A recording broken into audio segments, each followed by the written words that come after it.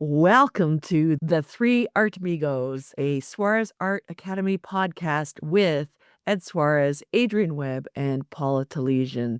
Now available every Saturday on Spotify and your favorite podcast apps.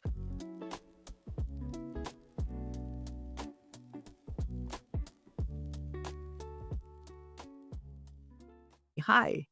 Hello, hello, hello.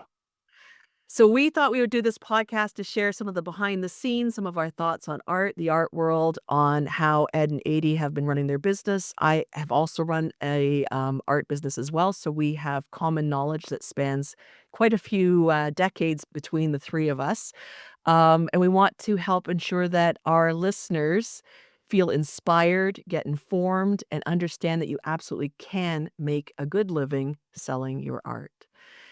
So I want to start by talking a little bit about why we formed the Academy. I think that's a great place to start for anybody who hasn't heard from us before, that maybe they're going, what the heck? I followed Ed and I didn't know there was this thing called an Academy. Let's just start right at the very beginning. You've been doing art now for 15 years professionally, if I recall correctly. So what gives with teaching artists now? Yeah, 15 years. God, it seems either like some days like about 100 or about It does. about Well, one. I think we've packed about 50 years into 15, that's for sure. It's been something we've experienced over the number of years we're doing this, where artists and creatives have got in touch asking for advice on how to do what we're doing.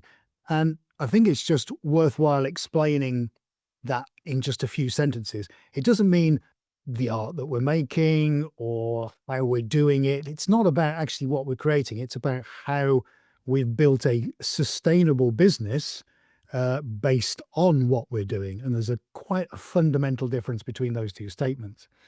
So in the early days, we'd get emails or calls or messages from other creative people saying, well, how do I reach people? How do I find the people that want to buy what I've got? I've got this really great thing and I've been practicing it and it's awesome, but I struggle to find the people that want to spend money on it. So right from the very early days, it was quite evident that there was a lot of people out there that were great at what they were doing, but couldn't find a way of sharing it effectively with other people. And long before the three of us started doing this, we would often have those conversations when someone would get in touch about what could we do to help other people. Hey, I know that sounds all very pious and righteous, and of course it is. It's a great thing to do. But at the core of what makes us human, that's one of those things that drives us. It's the ability to help the person that sits next to us. So forming the Academy really has been a golden opportunity to put that theory into practice. And the satisfaction it gives us is to give over what we've learned and are still learning and what is effective and what isn't.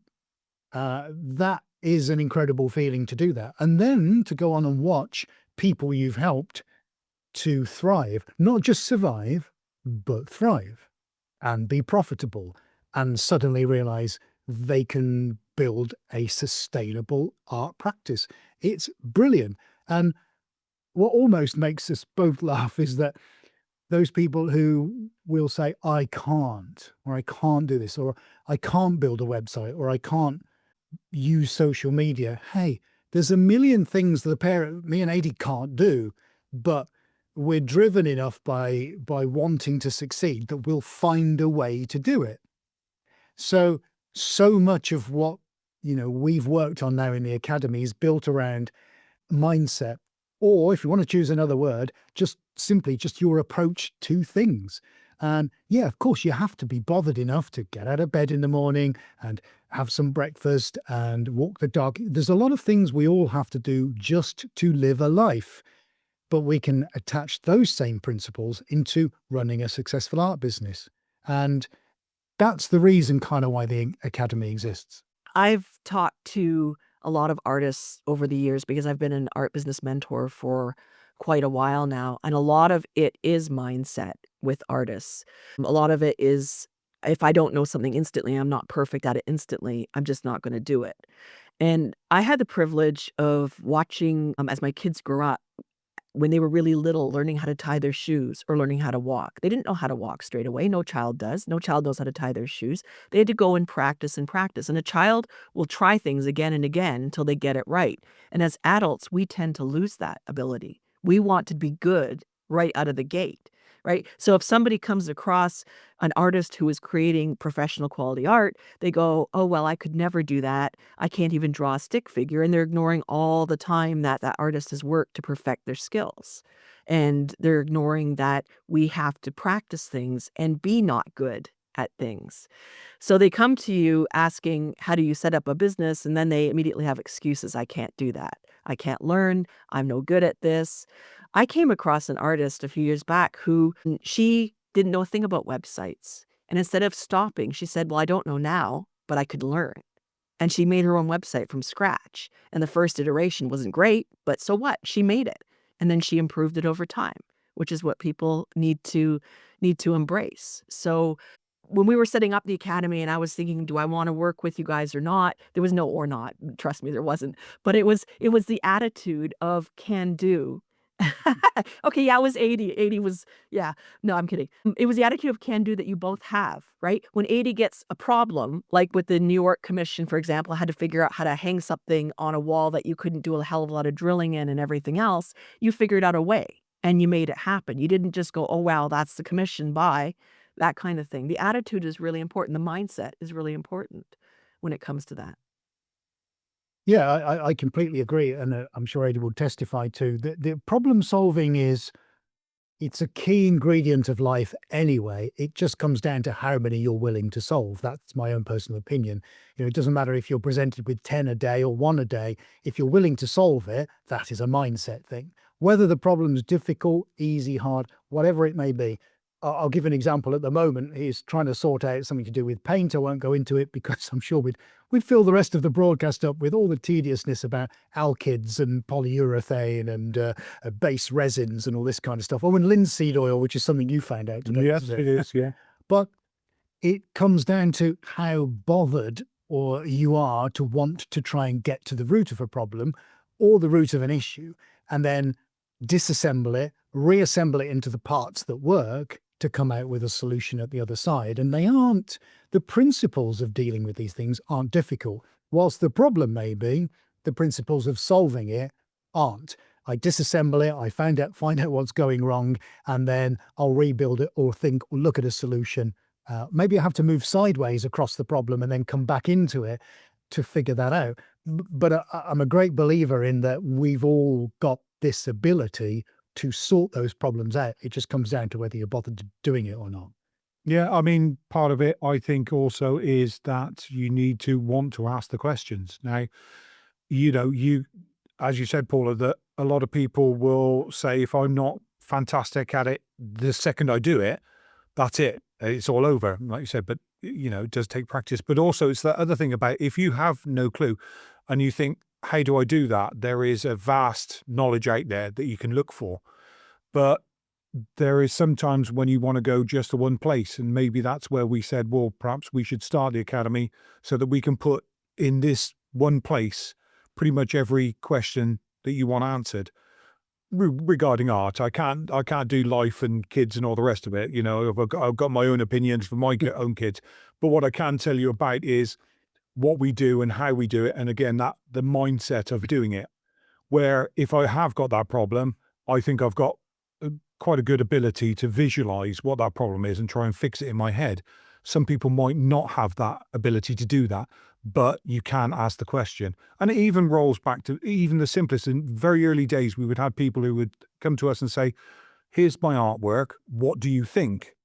Now, the difficulty with that is our opinion isn't what matters. First of all, if you enjoy doing that art, then that's down to your opinion. But if you want to try and sell the art and you're not sure, then you need to go and you need to start social media. And of course, the people that go, oh, I can't do social media. Well, you can, you just got to make that leap forward.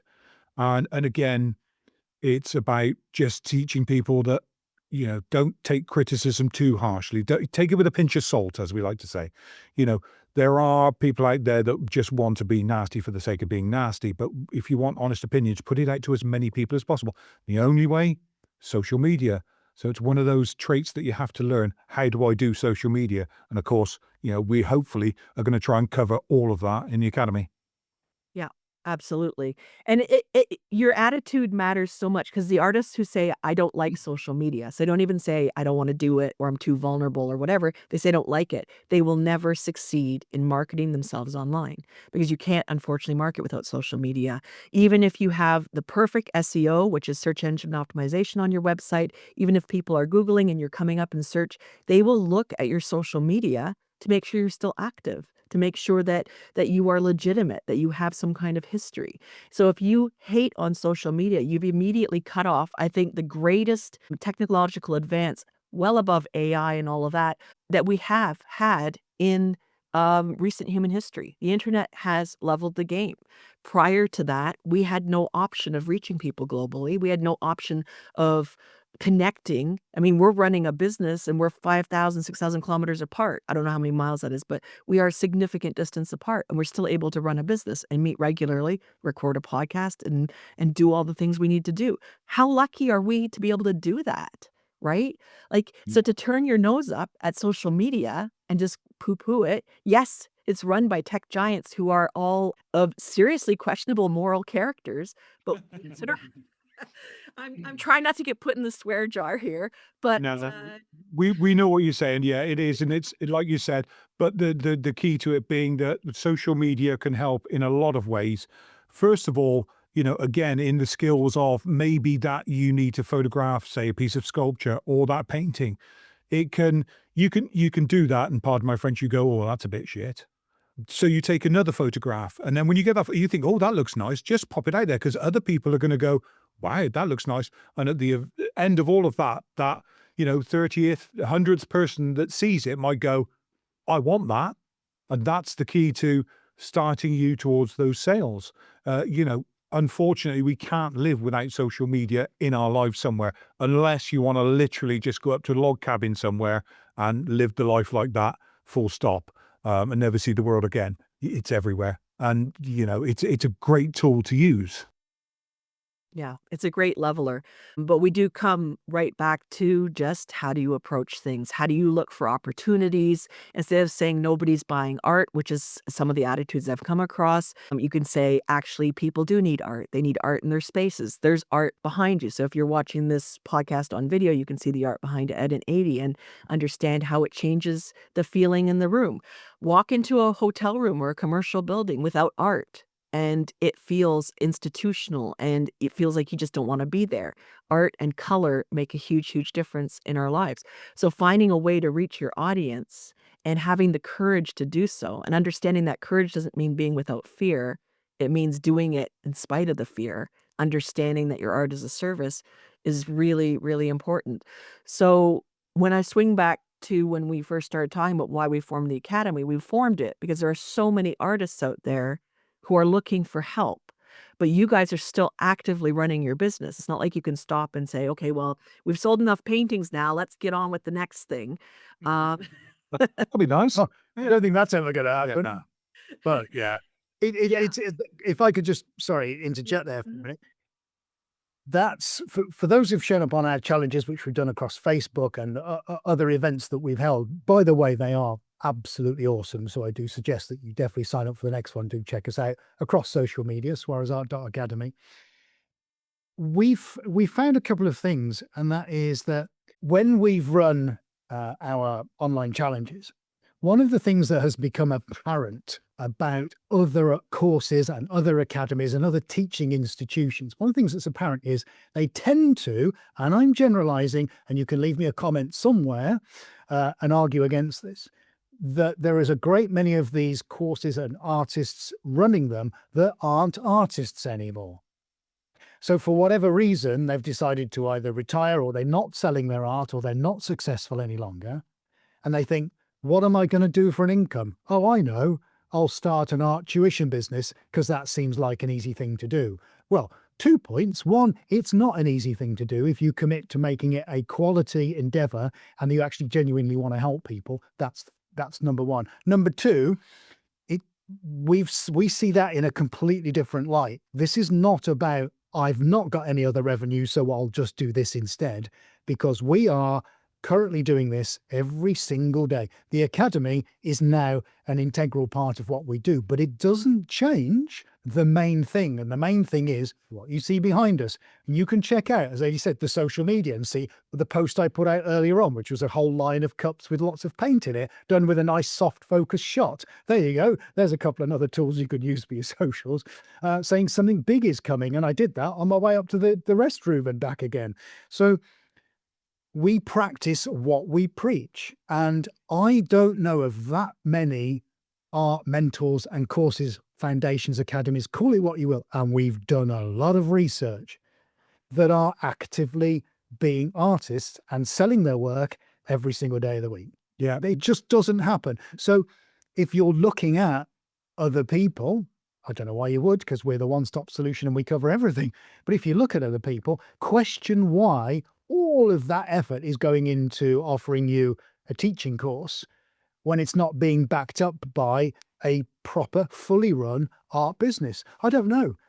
To me, it just seems madness. Hello, we're artists. This is what we do. By the way, we can teach you how to do the same thing. Fantastic. Instead of, we'll teach you everything you need to know. Really? And what have you got to back that up with? Tumbleweeds.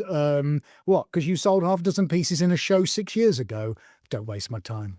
Well, one of the other things about that is that we can stay, or because we're still doing the artwork, stay relevant and understand what's going on in social media. Because Very good. it might be that somebody who's been doing these, sort of art tuitions and mentoring and everything else like that, it might have been that they were on social media of Twitter that doesn't really exist anymore. It's now X, which is it has a completely different dynamic. Also things that might be going on in Instagram, they might say that we've brought out this, we might have brought out that. All these kind of things, because we're still doing those right now, because we are showing our wares on social media, we are staying relevant.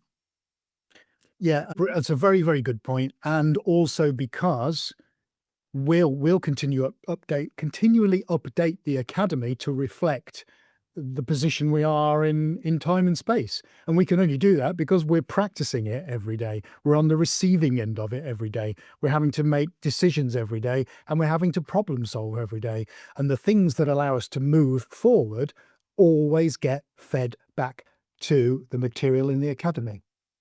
Yeah, which is really, really fantastic. So, and even my own art career, I had it on pause for a while because I had an accident a few years back. Learned how to teach, and teaching is something that I've really enjoyed. But I have a show coming up in May in England. So yeah, it's really important to the three of us for the Academy to be run by people who still have their feet in the art world, because otherwise, I think it's disingenuous, to teach and say this is what's going on today if you aren't experiencing it and you aren't aware of what's going on. When we work with our clients as well, we also ask them a lot of questions and observe them on social media and see what they're doing, what results they're getting, and update our materials to reflect that as well, to reflect where people are, because we have the curse of knowledge too. The three of us have been successful, in our separate businesses as artists. We've been successful. And so the curse of knowledge means that, yes, we can remember what it was like to start out, but not quite, because we're looking back with the knowledge that we've gained over the years, which makes a huge, huge difference to how we teach. So interacting with and asking questions and observing our own students and the people who've gone through our challenges, and the people who engage with us through our newsletter list, all of that helps inform how we teach to ensure we're not assuming too much for the people who come in. Yeah, very good point. Excellent. So I've been following you guys, I think, for 12 or 13 years. Stalker. I know. Actually, it might have been longer, because I think I remember 2012 or something is when I came across your website when I was looking for other artists who weren't stopping and asking questions. They were getting the work done, right? And That's going back a while, isn't it? It is. It is. yeah, it was quite a few studios ago. Yeah, there is that. Yeah, so which is really incredible, but you've had that single-minded focus that once you started doing your art, and I think this is an important point for artists who are listening, you had this single-minded focus to get your art made, to get shit done, that you weren't gonna let one rejection or some silence from somebody maybe you've reached out to or silence on your post stop you. You just were like, "There's art to be made. Let's get it done. There's more art to be made. How do we find a client? How do we pay for our space?" There was that a lot of artists lose because they're so busy waiting for validation and waiting for accolades and likes and clicks and whatever. Were you always single-minded, or was this something that you just decided you were gonna make the artwork or else? For me personally, I wasn't always single-minded, no, to a great extent. I think Adie's probably far more down that road at that time than I ever was because of him working for himself. I have never worked for myself before. So I couldn't possibly mentally have faced the same challenges that he would have had being self-employed because it's up to him to put food on the table and keep a roof over his family's head. So he has no choice but to show up and put the work in every day, which is a common phrases we use, in the academy. Of course, we do it on our broadcast, but he's had to live and breathe that pretty much since day one. So as far as that's concerned, I've come into that quite late in the game as a human being in my point in life. I was 37 when I kind of had to like gulp. All right, this is quite real now. So that was my point in time. Whereas he's had 25 years of it prior to me. So whilst he's come into that melting pot, doing that for a longer period of time, the broad principles that drive us both are pretty much the same. So coming into this, I wasn't blinkered, I wasn't cushioned in any way. I knew that this is going to be brutal in places and still is, but I also knew what I had to do. And I'd gone through a corporate, semi-corporate career, mainly retail and other stuff like that, having been so disillusioned by it and disillusioned by the actions of other people, and so annoyed that no one would listen to all the things I'd got to say because I could improve on things. I thought the only way of being able to do something in my life where I can express all of those core principles as a human being in a positive way was to do it for myself. And art just happened to be the conduit that allowed that to happen. Yeah. I think it's one of those, for me, that a lot of times, and we were hearing this about people, you can't do this, you can't do that. And it's like, well, why not? And then, the hurdles of we needed to get something done. How do you get that done? Well, who did I go to? Well, it's like trial and error sometimes, mistakes made. Well, say no mistakes here, lessons learned, right? So lessons learned, but to do it in the most efficient way possible. If something was a mistake, learn, or shall I say a lesson, would be learn what we could from that very, very quickly. And that's what I think just kind of pushed us forward. And from that, it was the single-mindedness, yes, of we need to get to this point here. What's the quickest path is from there to there. I want to be going straight there as quickly as possible to get that done because I've got something else I've got to figure out to get to the next one and the next one. And it is that, say, if you want to call it a single-minded focus, which it was for me, it's like, come in, there's a problem, that's that solved. Next problem, get that solved. But not, should say, hesitating, if for want of a better way of saying it, that, it was just, well, there's got to be a solution to it, not just going, right, I'm done, I'm walking away. It's there's got to be a solution somewhere. But even, the question, it's question everything, isn't it? Yeah, like you say, as a kid, question everything. And that's what we should be doing. We, as Paula said, we get to adulthood and we stop that. Whereas we should be like children all the way through, question everything, and that way you'll gain that knowledge and you'll move forward, and brings you maturity. It brings you everything with that when you question everything, and get things done. And hopefully that's, we got into a rapid set of, well, bills have got to be paid. So Yeah. let's get on with it. There's a I also have an alternative way of looking at it. I don't know how relevant this is. And we've talked about this a lot. There's the alternative about what would happen if you weren't doing this. And I'll give you for example. So I leave a fairly reasonable job and take the leap of faith and think that I can make this work as a business, because that it lies now behind me as a job working for somebody else was so horrendous for me in my head, and it made me so upset and so like I couldn't cope anymore as a human being in this world, that the alternative is what drives me forward, if that makes sense, rather than I'm going to chase glory and be this and that and all things to all people. Yeah, that's always there and it's great. We're always chasing that.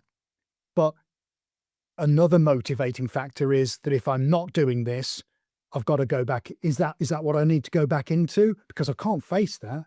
So that's a really strong motivator. I know that's using a negative force to be a positive one, but it still gives you the same result. It still pushes you on every day. And wherever that motivation comes from, if you're listening to this, that's down to you. Whether I want, I want a big house, I want to work for myself, I want to provide for my family, I want to be the greatest violinist or artist or sculptor. Great, fantastic. But I'm just saying, the honest perspective from my point of view was when I looked back over my shoulder, and it'd be the same for him, thinking, I can't go back to that. I just, I cannot do it. So the only way for me to go is this way. And it's surprising for us what a big motivator that is. We're also pretty belligerent people.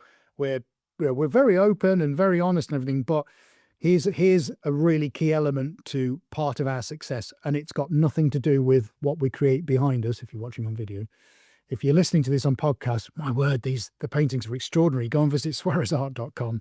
Anyway, moving along.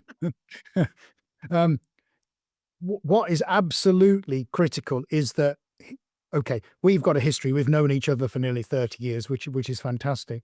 But you have to leave your ego, the person that you are, you have to leave it at the front door. And then when you walk in, you work to a common goal. And sometimes we bash heads, and sometimes we high fives, and sometimes we walk out of here with the greatest, and we're walking on clouds, which is amazing. And some days we come out of it with head in hands thinking, what on earth are we doing? But that's the ups and downs of anything that you try and put your life and soul into. But we both have a common objective, to be the absolute, I know it's a cliche, but I'm going to say it, to be the best we can be every single day, to make people sit up and listen, to educate those who want to be educated through the academy, to put colour into this miserable grey world, which sometimes it is, and it is sometimes a really difficult place to be in. Aegis had that conversation with a paint supplier this morning, and said those same words, and it's so true, and it reverberates. It sometimes can be a really tricky place to be in, planet Earth.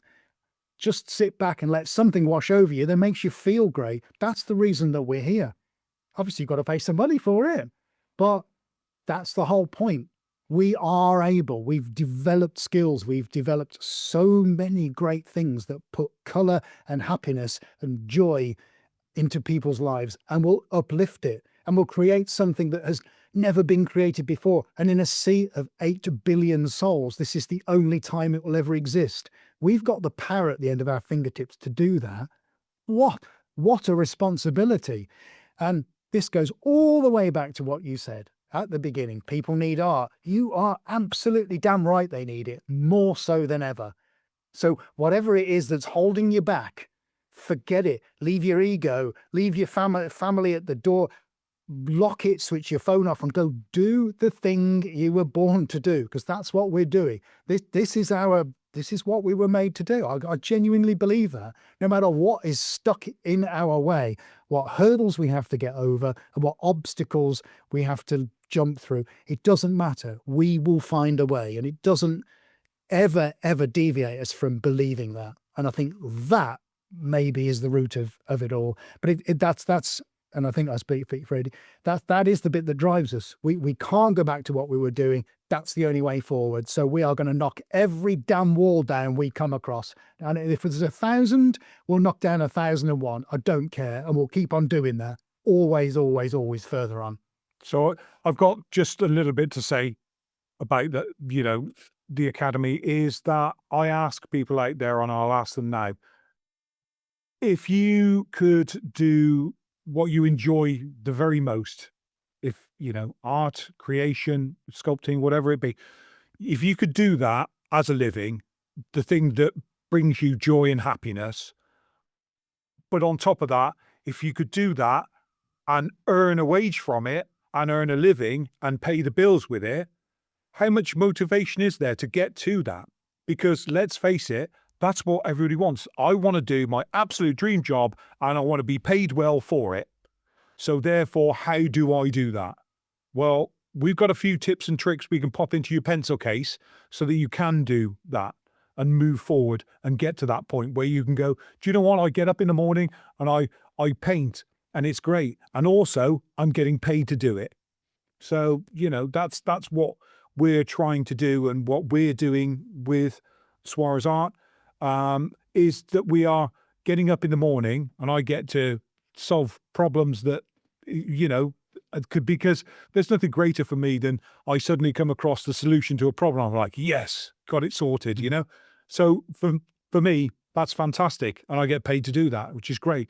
And of course, every artist out there wants to get paid to do the very thing they love to do. I think it's a really important thing to point out that the two things that motivate you are things that maybe people don't consider. So the negative, you don't want to go back to your old jobs and old lives. Absolutely. You already know what your life looks like if you were to stay that path. You already know, and you already know you don't like it. So that's a huge motivator. The other thing is to have your mission, to have your why. So when we created this business, our mission absolutely was to put more artists out in the world. We already know that if we don't do this work, that the artists that we would serve won't have the advantage of our combined knowledge and experience and feedback and support and motivation to keep going. As an artist, understanding that you are on a mission to make a change in your clients' lives, to put more art in the world, to improve their spaces, to connect with people, to make people feel seen and heard, those are really important things. If you look up why people buy art, they buy art for a lot of reasons. They do buy art to do all of those things. They also buy art to express who they are. And so as artists, if we understand why people are buying art, we understand what our mission is, and we understand what we're trying to avoid, which is our crappy other lives if we stayed the course. Those are really important things to focus on and use as motivators. A lot of people don't question why they're making art or why they are trying to do things. They just look around and go, well, all artists are poor, so I guess I'm going to be poor and that's it. They don't look beyond anything else. So as you listen to this podcast, listen to what Ed and Adi have said very passionately about why they're doing what they're doing and what their focus is on, because I have yet to talk to artists who know that kind of information. They don't understand. They haven't thought about it. They just say, I like making pictures. No, you're doing something bigger. And when you understand you're doing something bigger, you can create the business. And most artists are struggling because they don't have that focus. They don't have business skills. They don't have the ability to put rejection into a bucket. Basically, it's not personal, right? If somebody doesn't like something, they don't like something. Somebody doesn't like, I don't know, bacon. Well, more bacon for me, but it's not, they're not offending the pigs. They're basically just having a choice. Maybe they don't like portrait art. Maybe they don't like landscapes. Okay, it's not personal. It's just a choice. Maybe they don't like the color blue. Okay, right? Like we have to learn to sort of let these things roll off our back. If you walk into the grocery store and there's 6 kinds of paper towels, the companies aren't gonna cry because you picked one over the other. They're just gonna say, "Well, we better market differently." They're not gonna take it personally. So artists need to also remember that too. As you're on a mission, people who reject you are just not your audience.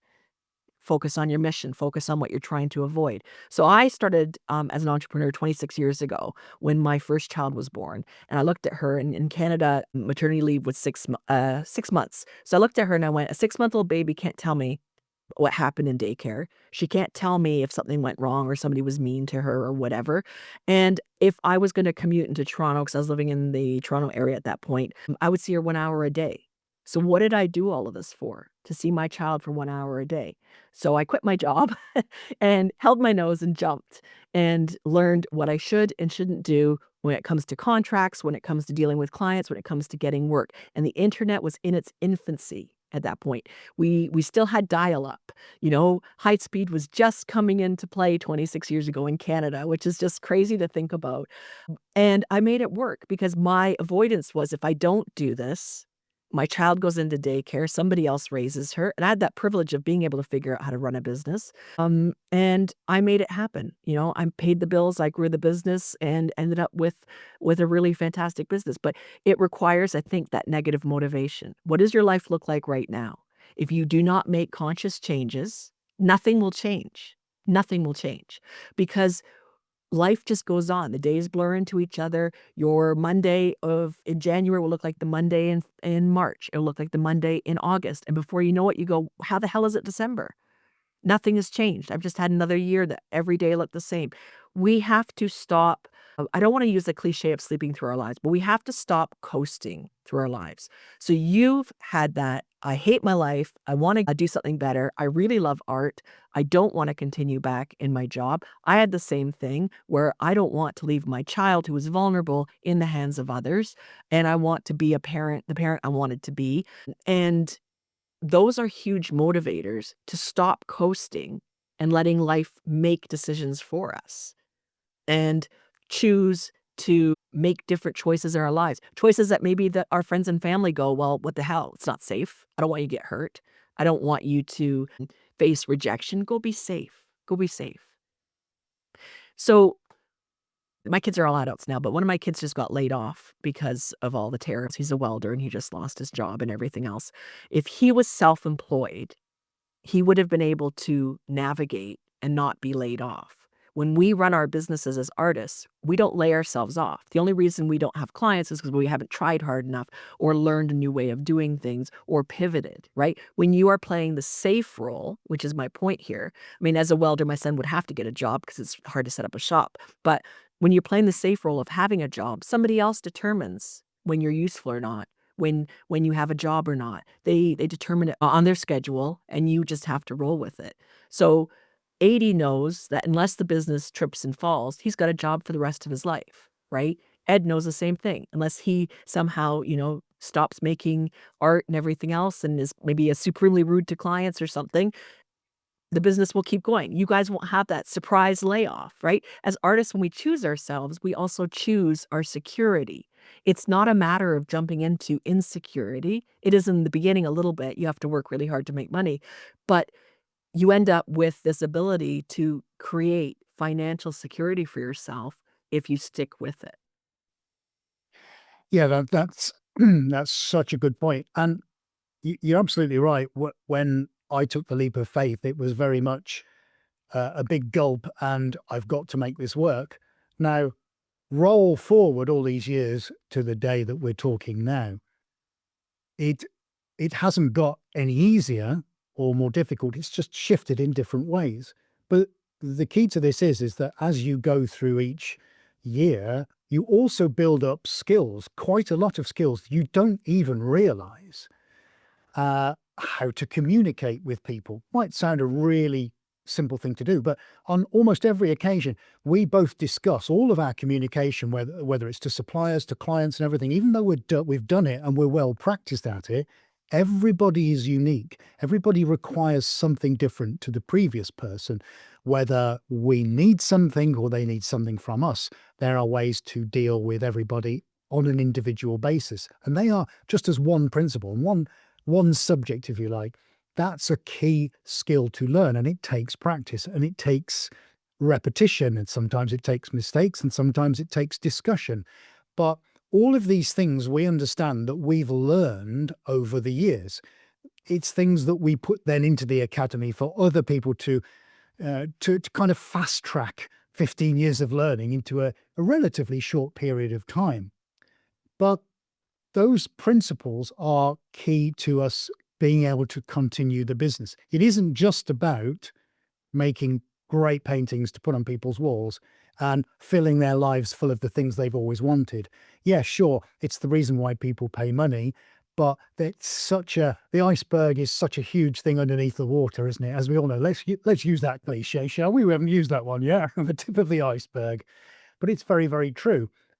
What they buy from us is a moment recorded in time on canvas. Fantastic. incredible, and we'll work with a client to give them everything they've ever wanted. But what it takes to get to that point are so many things that most people will never see. And we've learned that from the ground up without any tuition, without any mentor, without any guidance. We learn it as two individuals. We're fortunate in a way that we can bounce that between ourselves and learn from each other and make things better for the general good. And we do that every single day of the week. Absolutely do. What you guys probably don't know is that whether you're listening to this or watching this, Paula, Adi, and I have spent almost 2 hours prior to pressing the go button, figuring out where the camera should be, how we can talk into a camera and not look like we're talking off at the 10 o'clock position, where to put the lighting, where Adi and I need to sit. Does my bald head look lit up like a Christmas tree? And all those things, because we need to get the visuals right, let alone all the work we've done setting microphones up. So what you never see always contributes to the things that you do see, and we should never forget that. And again, going back to the academy, it's a lot of what we build into the academy is to provide tools into your toolbox that allow you to do these kinds of things that then allow you to get on with selling your art and being profitable as a business. But it's always staggers me as to how much you do actually learn simply by showing up every day, being consistent, and putting the work in. And these are fundamentals that I think a lot of people do tend to forget. Actually, if you're creating and actively creating art and making stuff now, fantastic. Because every time you either pick up a brush or mold clay or open a tin of paint, you are making yourself better than the day previously. So you're already in that position of being better every day, improving, practicing. But it's all the other stuff you don't get taught that also requires a basic level of understanding, and then you putting it into practice, which of course is where we come in. And it's the reason why we are still successful today. It's the reason why we still pay our mortgages. It's the reason why we have client base, corporate, personal, people doing it from all over the planet. And we've got a very interesting, I don't mind telling you, a very interesting one from a gentleman in Denmark at the moment who wants to recreate one of Jackson Pollock's most iconic works. I can't think of another art studio on the planet that would undertake something like that, but we undertake it and we will do it. And he's very pumped about it. That's an unusual project, but that's what we're going to do. And we'll run that alongside all the rest of them. So in amongst all of this, the other thing that I wanted to mention is we've kind of niched down a lot on very small little pockets of artistic creation, and specialized in those as well. So I think overall, our still being successful 15 years on, as we've already covered, is down to a great many things. But we've also been able to diversify, not away from the main thing, and that will always be the main thing, but we've allowed ourselves time to go, you know what? Let's have a go. Let's say yes to something and figure it out, which is where this man comes in, because he figures all those processes out, makes the mistakes, learns, rebuilds, and allows me the tools to get on with doing what I need to do. So, it's a many-fingered beast, running an art business. It really is. There are so many aspects to it. But that, I think, is what makes it enjoyable. I'm sure if you locked me away in a attic for 10 hours a day making painting, I'd go completely off my head. I couldn't cope with that. So it's great having such a wide and broad cross section of things to do, and look at it from this positive aspect. Your art business will be full of so many varied things. You ain't ever going to get bored by it. We're never bored. It might be a pain in the ass some days, Yeah. but we're never bored. You never go home being bored to tears. I'll tell you that right now. We came across the limits of our spin table the other day. So I never knew, and I looked back, and what did I say it's been? It's 9 years. 9 years. It's 9 years since that was built. And I always think every time it's like, where's the limit? What could I absolutely push this to? And we found that the other day. Now, we thought we'd had a catastrophic failure, but luckily managed to sort it, but now we know the limit. And the key to it is you just push the boundaries. You keep going. You say, where's the limit? Where's the limit? Oh, there's the limit. Okay, right. Dial it back a bit and we're sorted. But it's one of the great things that we've been able to do because we have all those other processes in hand. We can go, right, let's start pushing the limits with other things and see where we get. But you only get that from working out what those regular routine things you need to be doing in your art business before you get to how can I push those limits. But it's great to be like that where we go, well, that's easy. Now what, give me something that's hard to do. And that's the key that, we've gone on and on and on as we have. And, sort of diversified a little bit, sculptures and things like that, but with paints as well, and how big those paintings can get, and so on and so forth, pushing ourselves all the time to see where's the limit, Oh, I want to. So I hadn't planned this, but it's coming to. I want to ask you a question now, and it's kind of based on what Paula was saying.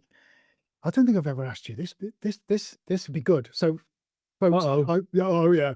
yeah. If you're at the gym listening to this, or cooking your pasta, you better put down any sharp objects. Do you think, compared to as you came into this and we started working together, the skills you have developed, the routines that you perform, the tasks that you can complete, the problems that you can solve, the things that you can build, the vision that you can bring, are all of those 6 or 7 things I've just said. When you stop now, just for a few moments, and think about what it is that you are capable of doing as a human being compared to before you embarked on that, or we did this together, does it make you think, holy crap, I can do all this stuff? Or have you ever sat and thought about that and thought, that's pretty incredible, or I'm at this level, this is my level now, and I was at a level right down here? Or are you just so this is, folks, where he might just say, I'm so far on a level away from anything else, I can't even measure that. I don't know. But I want to know, do you see it when you look and you think, I can do all this stuff, that's pretty amazing, reasonably okay for you? Or do you not think you've met a standard you want to get to? I don't. It's odd for me because, like I say, a lot of the things that I think about and say, can this be done? Can that be done? They go on in my head 1,000 times. The thing goes wrong 50 times this way, that goes wrong 60 times that way, 3 times it goes right this way, my head just goes, keep going, keep going, keep going until I come to the conclusion that's what it should be, or that's what it could be, or that's what I want it to be. And I think the only thing I think is that as I get older, I should have I should be able to have more and more knowledge. And I know it sounds really, really stupid, but the reason why, as we get older and we absorb all that knowledge, is to pass that knowledge on, is to teach. That's what we do. You look at any civilization, go back thousands and thousands of years, and the elders, they were called the elders for a reason. They were there to sit the younger children down and to teach them what they should be doing. Now, those children would then grow up to be elders with the knowledge of their elder. They have that to pass it down, plus their own knowledge, and on and on and on it goes. So I look at what I do and how I try to problem solve and everything else like that, is that I'm absorbing the knowledge to pass on. If that sounds, that sounds ridiculous, but that's how it feels to me. I should be able to absorb all that and then pass that along to my kids, so on and so forth. They've got a problem here. This is how I've solved it, so on and so forth. So I think that it's almost like I should be at this level. Maybe I'm higher level than than a lot of people, or that I think I am, or whatever it is. But I don't look at it any other than I should be absorbing all of this so that I can pass that on to the next So generation. you've set a high bar for yourself. That's that sounds. Yeah, Which I think is a great thing to do, because it's something to get to, isn't it? yeah, but it is. To me, it's that I must. It's almost absorb all the knowledge that there is that I can get my hands on, just so that I've got a greater understanding of everything else. So if somebody came to me and said, "I've got this problem, can you help?" I'll go, "Well, actually, I had a problem similar to that, and this is how I solved it. And to me, that gives me great satisfaction in being able to tell somebody, that's the problem I had. This is how I solved it. That might help you. So let me ask, Paul probably wants to say hello. I got one other question because I'm fascinated by this. I hope everyone listening is fascinated too. Look at the other stuff then. So, and I'll give everyone who's listening a little bit of a background. So, I've learned how to build a website from the ground up. That's for another day, another dollar. And I've learned so much about optimizing for websites and how search marketing works.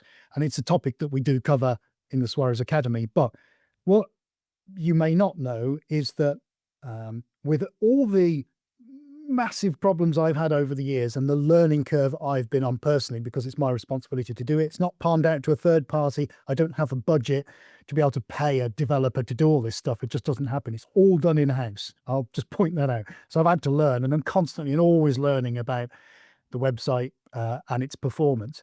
But what you guys don't know is how much of that rubs off on AD, and then how much he's picked up along the way, purely by being in the same room and me firing off problems. And I will occasionally ask, and we need to sort this, or I can't sort this out. And then we'll sit together and sort it out. So his knowledge has grown on a subject that 15 years ago, he probably thought he may never even get into because there wouldn't have to be a need to do it. And yet that's just one skill that he will possess.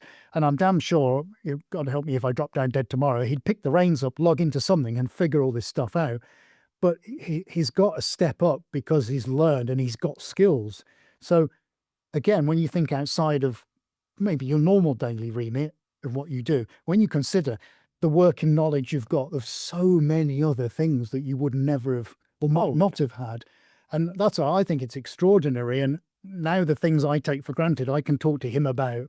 And I know I get real world sensible answers, or have you considered this, mate? Or why don't we think about this on subjects that I think, oh my God, you know all about that as well. I'm constantly in amazement by it. Maybe I shouldn't be, but I am. And that's a nice thing. That's a human thing. It's a compliment. I'll give you an example. I think you're an extraordinary human being because he's able to pick this stuff up and keep it and run with it and deliver it on a day when it's needed the most. I think it's extraordinary. I'll give you the one example then that did make me chuckle. So my 17-year-old lad, when he was sort of 15, 16 and things like that, and his friends would say, oh, what does your dad do then?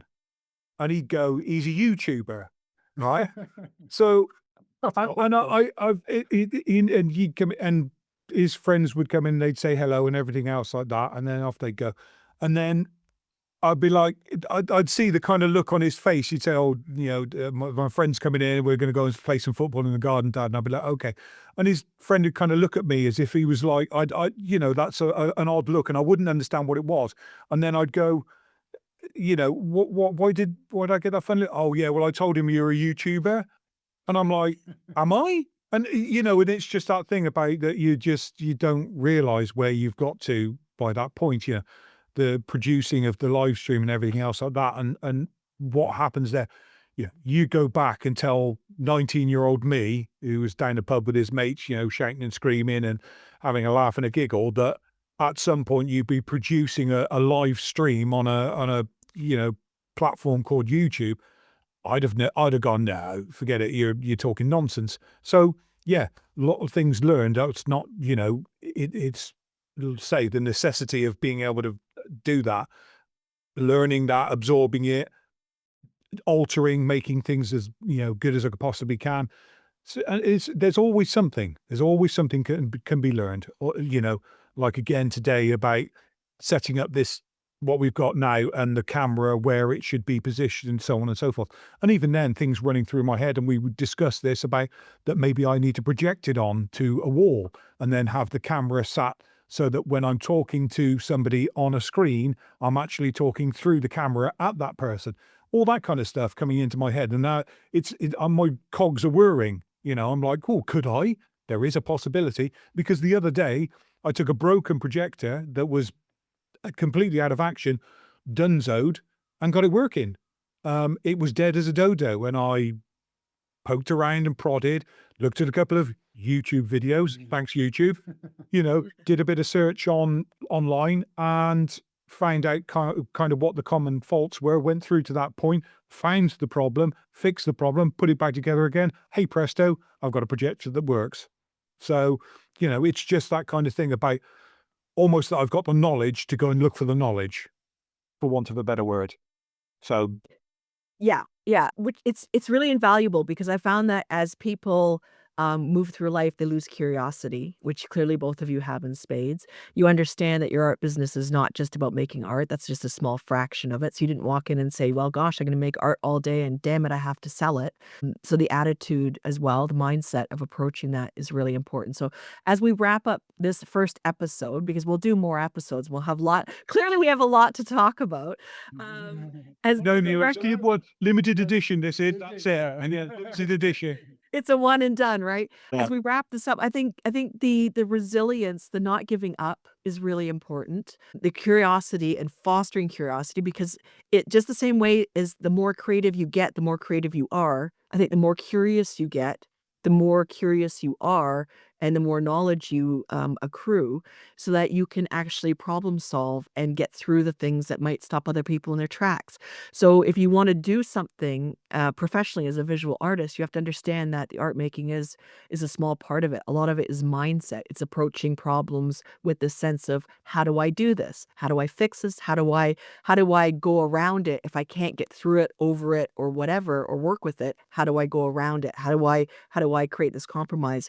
And being curious and resilient about the whole process is important. And then understanding that rejection absolutely is not personal. Unless somebody drives up to your house or studio and goes, "Actually, you're shit and I hate you." Rejection is not personal. Look, I've told you not to do that again, Paula. Told you once, told you 1,000 times.